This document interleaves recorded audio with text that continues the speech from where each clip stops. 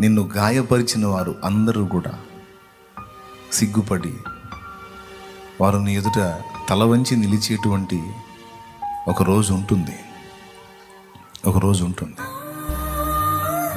నా జీవితంలో ఈ అనుభవాలు నేను ఎరుగుతున్నా. ఏమీ కృంగిపోవద్దు.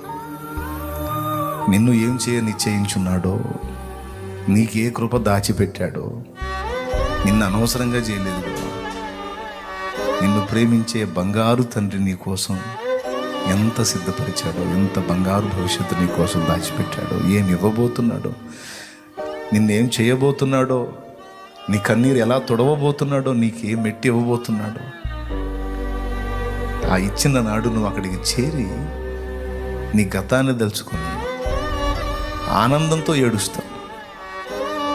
ఈరోజు బాధతో ఏడుస్తున్నావు, ఆనాడు ఆనందంతో ఏడుస్తావు.